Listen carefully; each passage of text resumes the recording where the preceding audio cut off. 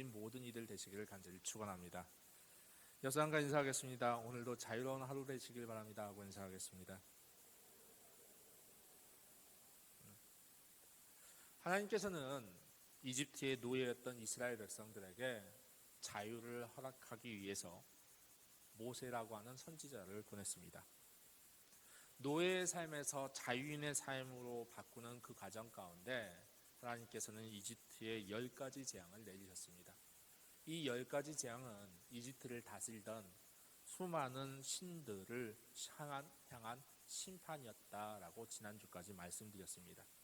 왜 신들을 심판해야 했을까요? 왜냐하면 이스라엘 백성들이 이 신들의 노예였기 때문에 그렇습니다.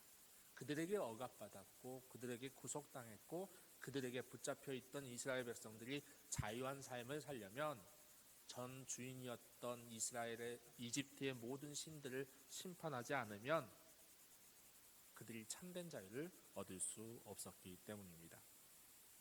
하나님께서는 겉으로 보기에는 잔혹하고 또 잔인한 모습들을 보이시지만 알고 보면 하나님께서는 큰 사랑으로 그 일들을 행하시는 것을 우리는 깨달을 수 있습니다. 하나님은 이스라엘을 향한 사랑 때문에 이스라엘에게 참된 자유를 주기 위하여 이집트에 큰 재앙을 내렸고 이집트의 수많은 사람들이 고통을 당했다라는 것입니다. 이러한 하나님의 은혜를 기억하는 날, 그리고 기념하는 날, 그리고 하나님의 도움을 기대하는 날을 유월절 그리고 무교절이라고 합니다. 이러한 기념일들은 각 나라나 각 민족마다 자신의 역사들과 함께 하듯이 이스라엘의 역사하고 같이 갑니다. 이 절기는 이스라엘이 출애굽을 하는 역사와 함께하는 절기입니다. 그런데 유월절과 무교절은 다른 나라의 절기하고는 좀 다른 특징이 있습니다. 보통은 사건이 발생하고 이 절기가 세워집니다. 예를 들어서 광복절은 광복을 하고 나서 세워졌습니다. 제헌절도 헌법이 제정이 되고 나서 제헌절이 세워졌습니다. 3.1절도 3.1 만세 운동 후에 세워졌습니다. 어버이날이나 어린이날의 경우에는 가정의 소중함을 기억하자는 의미로 그 가정이 이미 있는 상태에서 기념일이 만들어진 겁니다. 그런데 유월절과 무교절은 오늘 본문의 말씀을 보면 그 사건이 일어나기도 전에 하나님께서 규정하고 있음을 볼 수 있습니다. 14절에 너희는 이 날을 기념하여 여호와의 절기를 삼아 영원한 규례로 대대로 지킬지니라 이렇게 말씀하고 있습니다. 17절에도 너희가 영원한 규례로 삼아 대대로 이 날을 지킬지니라 말씀하고 있습니다. 그런데 사건이 아직 일어나기 전입니다. 12장은 10번째 재앙, 장자의 죽음의 사건이 일어나기 전에 하나님께서 절기를 세운 내용을 담고 있는 것이 오늘 본문의 내용입니다. 하나님께서 유월절은 이런 날이고 이렇게 기념해야 한다고 하신 이유는 무엇일까요? 아직 무교절이 아직 10번째 재앙이 발생하기도 전입니다. 아직 그 사건이 일어나기도 전에 하나님께서는 절기를 먼저 세웠다라는 겁니다. 먼저 유월절과 무교절에 대해서 말씀드려 보겠습니다. 유월절을 지키는 규례를 보면 첫 달 열흘에 각 가족대로 어린 양을 준비합니다. 그리고 열 나은 날에, 다시 말하면 7월 14일에 저녁에 어린 양을 잡아서 그 피를 양을 먹을 집 좌우 문설주와 인방에 바릅니다. 고기는 불에 구워서 먹고 무교병과 나물과 아울러 먹는 절기입니다. 아침까지 남은 음식을 두어서는 안 되기 때문에 남아있는 음식은 다 불에 태워야만 합니다. 음식을 먹을 때는 허리에 띠를 띠고 발에 신을 신고 손에 지팡이를 잡고 급히 먹어라 이렇게 규정하고 있습니다. 이것이 여호와의 유월절이라고 11절에서 말씀하고 있습니다. 다음으로 무교절의 규례를 보면 15일부터 21일까지 누룩을 집안에서 모두 제거하고 무교병을 먹어야만 했습니다. 또한 첫날과 일곱째 날에 생업에서 손을 떼고 거룩한 모임에 참여해야 됐다라는 겁니다. 그런데 이날들의 규례를 하나님께서 정하셨을 뿐만 아니라 사건이 발생하기도 전에 이 절기를 정하고 지키게 하셨다라는 겁니다. 여기에는 몇 가지 이유가 있습니다. 첫 번째로 하나님께서는 이스라엘 백성들에게 진짜 자유를 누리게 하기 위해서였습니다. 광복절에 대한 애화가 있습니다. 어떤 애화가 있냐면 우리나라가 광복을 하고 나서 사람들이 와 이제 자유다 하면서 막 돌아다닐 때 어떤 사람이 남의 산에서 나무를 막 열심히 베다가 가져가는 겁니다. 그러니까 산 주인이 찾아와서 당신 지금 무슨 짓이오? 라고 이야기했더니 이제 다 자유니까 내 마음대로 나무 벤다는데 무슨 말입니까? 라고 화를 내더랍니다. 그래서 이 나무 베고 내려가는 사람을 보면서 산주인이 화가 나 있는데 나무 배 가지고 내려오던 사람이 또 엄청 화를 내는 겁니다. 왜 화를 내냐면 자기가 가지고 온 수레를 누가 가져갔기 때문에 그렇습니다. 그런데 자유라고 하면 우리는 참 좋아합니다. 그러나 질서가 없는 자유는 진짜 자유가 아니라는 겁니다. 하나님께서 규례를 세운 이유는 이스라엘 백성들이 진짜 자유를 누리기 위해서 규례 안에 있는 자유를 허락하셨기 때문에 그렇습니다. 유월절과 무교절이라고 하는 절기를 세우면서 이렇게 지켜라 라고 말씀하신 것은 너희가 이제 참된 자유를 누릴 건데 그 자유는 질서 안에서 누려지는 자유다라는 것을 선언하고 계셨던 것입니다. 그래서 유월절과 무교절은 사건이 일어나기 전에 규례를 제정했다라는 겁니다. 여러분들, 하나님은 우리가 자유를 누리길 원하십니다. 그런데 그 자유가 방종이 되거나 다른 사람들에게 상처를 주는 식의 자유가 되지 않기를 바라십니다. 하나님이 진정으로 기뻐하는 자유는 하나님의 질서 안에서 하나님의 사랑 안에서 서로를 보듬어주며 온전하게 하나님께 예배드리는 참 자유를 누리는 것, 이것이 하나님께서 원하시는 자유였다라는 겁니다. 두 번째로 하나님께서 규례를 먼저 제정하신 이유는 이 규례가 결코 일회성이 아니라 영원한 사역임을 알게 하기 위해서였습니다.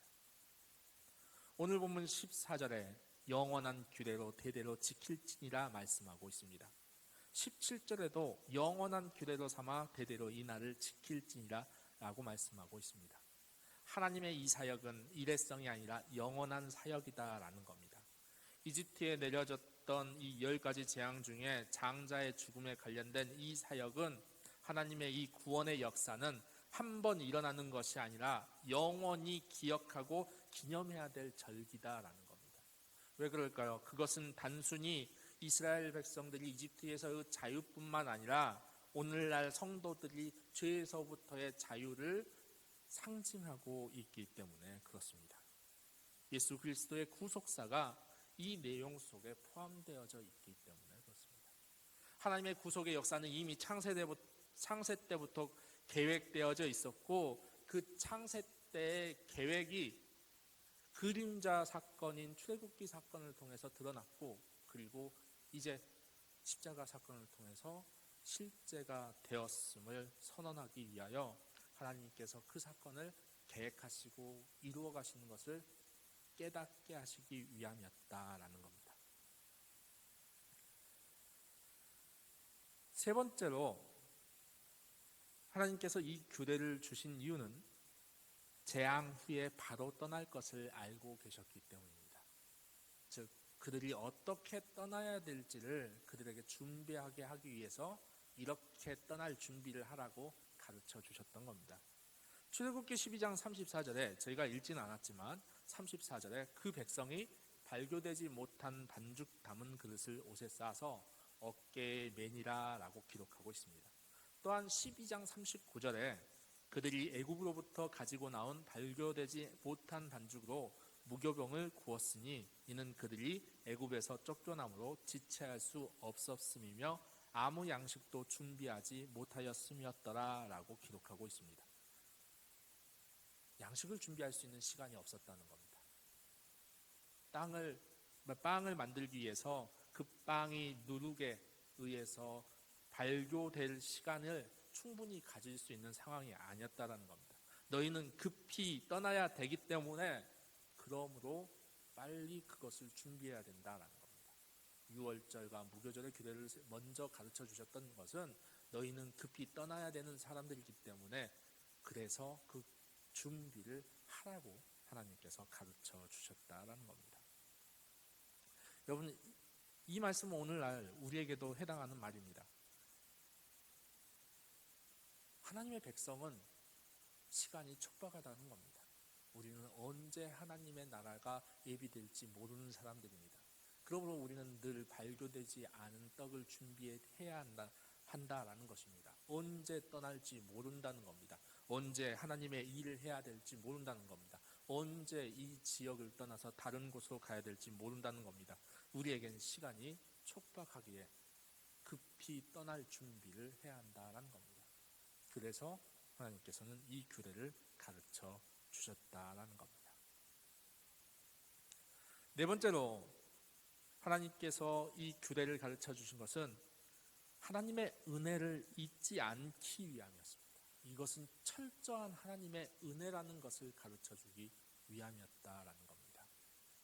첫 번째 재앙부터 아홉 번째 재앙까지 이스라엘 백성들은 하나님의 놀라우신 역사들을 경험했습니다. 그리고 그 놀라우신 사건들을 직접 목격하기도 했습니다. 그런데도 불구하고 하나님께서 그들에게 이 규례를 가르쳐 주신 것은 이 백성이 얼마 안 있어서 이 은혜를 잊을 것이 분명했기 때문에 그렇습니다. 실제 광야 사건에서 봐보면 이스라엘 백성들이 얼마나 하나님 앞에서 방탕하고 또한 그 은혜를 모르는 삶을 살았는지 우리는 확인해 볼 수 있습니다. 그래서 하나님께서는 어떻게라도 그들이 구원의 은혜를 잊지 않도록 하기 위해 규례를 먼저 세우셨던 것입니다. 유월절과 무교절을 먼저 기념하라고 가르쳐 주셨던 겁니다. 너희 은혜 잊지 말라는 겁니다. 너희가 은혜를 받은 백성이고 하나님의 놀라우신 사랑을 받은 백성인데 그 사랑을 잊고 살면 너희는 진멸할 것이 분명하니 너희는 그 은혜를 잊지 말기를 간절하게 원하는 하나님의 사랑이 담겨져 있는 절기가 바로 유월절과 무교절입니다. 여러분들, 하나님이 자유케 하신 민족은 하나님이 사랑하신다는 사실을 믿으시기 바랍니다. 우리가 이번에 광복절을 맞이합니다. 하나님의 은혜로 우리가 이 광복절을 맞이합니다. 하나님이 이 민족을 사랑하셨기 때문에 우리에게 자유를 허락하셨습니다. 우리가 마음껏 하나님께 예배를 드릴 수 있도록 하나님께서 그 자리를 허락하셨습니다. 하나님이 우리를 사랑하셨기 때문입니다. 그럼 우리는 광복절을 그냥 보내야 되는 게 아니라 은혜의 절기로 맞아들여야 되는 것이 맞습니다. 유월절과 무교절이 이스라엘 백성들에게 은혜의 절기로 기록돼야 되는 것처럼 오늘 우리가 맞이하는 이 광복절 또한 하나님의 은혜를 온전하게 감사하며 영광을 돌리는 절기로 우리는 맞고 또한 그 은혜에 감사해야 한다라는 것입니다. 하나님의 놀라우신 사랑이, 하나님의 놀라우신 은혜가 그들과 함께 했다라는 것을 기억하라는 유월절과 무교절의 기억을 우리도 온전하게 가져야 할 것입니다. 다섯 번째로 하나님께서 이 규례를 먼저 세웠던 이유는 너희는 이미 내 백성이다라고 선포하기 위함이었습니다. 17절 말씀에 너희 군대를 애굽 땅에서 인도하여 내었음이라 라고 말합니다. 여기서 너희 군대란 너희는 내 소속이다 라는 겁니다. 너희는 내 백성이다 라는 말입니다. 하나님의 백성이고 하나님의 자녀이기에 하나님께서는 내 백성이다, 내 자녀다 라고 선포하고 싶어 했다는 겁니다. 이집트의 사람들은 10번째 재앙을 앞두고 두려워해야 되지만 하나님의 백성은 하나님의 은혜 안에서 하나님의 보호하심을 경험하며 하나님의 도우심을 기다리는 그런 백성으로 살아야 된다라는 겁니다. 너희는 내 백성이다라는 겁니다. 죽음의 사자가 이집트 전역을 휩쓸 때 하나님의 백성이었던 이스라엘 백성들은 하나님께서 보호하시고 지켜주신다라는 겁니다. 그 규례를 하나님께서 선포하신 이유, 너희는 내 백성이다라고 말하고 싶었다라는 겁니다. 우리가 읽지 않았지만 13장 2절에서도 이렇게 말씀하고 있습니다. 이스라엘 자손 중에서 사람이나 짐승을 막론하고 태에서 처음 난 모든 것은 다 거룩히 구별하여 내게 돌리라. 이는 내 것이니라 라고 말씀하고 있습니다. 내 거라는 겁니다. 하나님의 백성이다. 하나님의 자녀다. 하나님의 것이다라는 겁니다. 하나님의 소유다라는 겁니다. 여러분, 하나님의 소유가 되시길 바랍니다. 하나님의 것이 되시길 바랍니다. 하나님은 그래서 규례를 세우셨습니다. 여섯 번째로 하나님께서 규례를 먼저 세웠던 이유는 분별된 백성으로 살게 하기 위함이었습니다. 이스라엘 백성들을 출애굽했던 가장 핵심적인 이유는 모세가 파라오에게 몇 번 찾아가서 이야기를 했습니다. 이집트 백성을 데리고 예배 드리려고 갑니다 라고 말했습니다. 왕이여, 우리 백성들을 데리고 예배 드리려고 지금 이집트를 떠나고 싶습니다 라고 요청합니다. 우리 하나님에게 예배 드리기 위해서, 제사 드리기 위해서 우리는 떠나가야만 합니다 라고 말합니다. 하나님이 분별한 그 백성으로 하나님께 온전하게 제사를 드리며 하나님께 온전한 예배를 드리며 우리는 그렇게 살아야 됩니다 라고 말하고 있었던 겁니다. 하나님께서 모세에게 출애굽의 목적을 주셨던 것처럼 규례도 마찬가지입니다. 이 규례를 영원히 지키라고 하나님께서 말씀하셨습니다. 규례를 영원히 지키라는 겁니다. 지금 잠깐 지키라는 것이 아니라 너희 대대손손 자손 대대로 계속 구별되어진 삶을 살아라는 것입니다. 너희는 이집트 백성들과 다르고 가나안에 있던 토착민들과도 다르고 저 북유럽에 있던 사람들과도 다른 내가 택한 구별된 백성이니 구별된 모습으로 구별된 장소에서 구별된 예배를 드려라 라고 말하고 있는 것입니다. 그래서 규례를 먼저 세우셨다라는 겁니다. 여러분, 하나님의 말씀이 때로는 우리를 힘들게 할 수 있습니다. 하나님의 말씀이 때로는 우리를 어렵게 할 수도 있습니다. 하나님의 말씀이 우리를 붙잡고 우리를 자유롭지 못하게 하는 것처럼 여길 수도 있습니다. 그러나 말씀은 우리가 진정한 자유를 누리게 하려고 우리에게 허락되신 하나님의 은혜임을 믿으시기 바랍니다.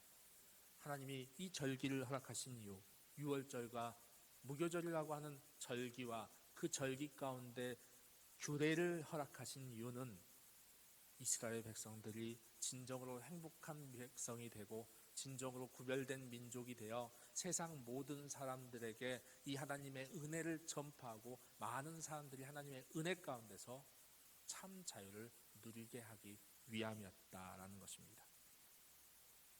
여러분, 개신교 신앙은요, 하나님이 자유를 위해서 세우신 신앙입니다.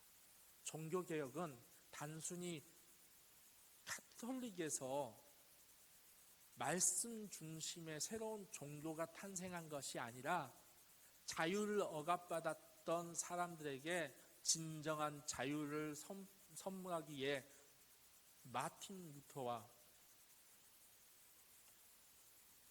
칼빈을 통해서 하나님께서 세우신 은혜였다라는 겁니다.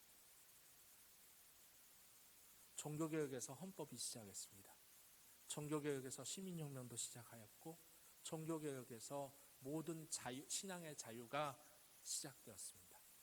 그런데 신앙의 자유는 선교의 자유로 연결되어지고 선교의 자유는 여행의 자유로 연결되어지고 여행의 자유는 거주 이전의 자유로 연결되어지고 거주 이전의 자유는 자신의 삶을 자기가 선택할 수 있는 선택의 자유로까지도 연결되어집니다.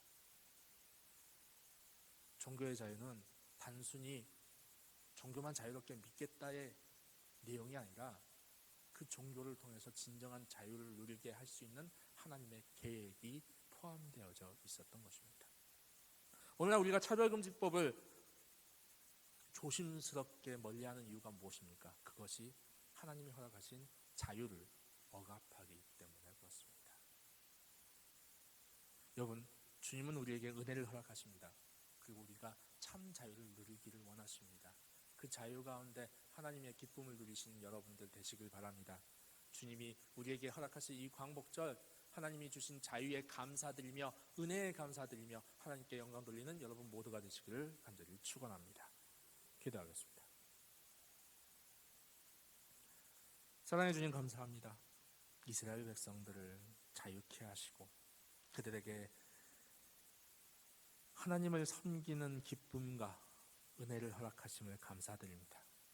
아직 그들에게 출애굽의 사건이 벌어지기도 전에 하나님의 놀라우신 규례는 세워졌고 하나님의 놀라우신 절기가 규정되어졌음을 우리가 알게 하소서.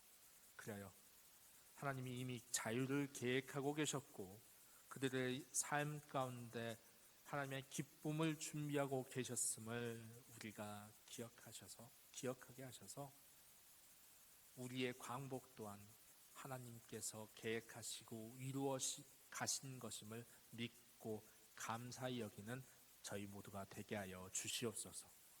하나님께 이 한 주간 온전하게 감사드리며 영광을 돌리며 주님께서 기뻐하시는 시간들로 감당하는 우리 모두가 되게 하여 주시옵소서. 감사드리며 우리 주 예수 그리스도의 이름으로 기도드리옵나이다.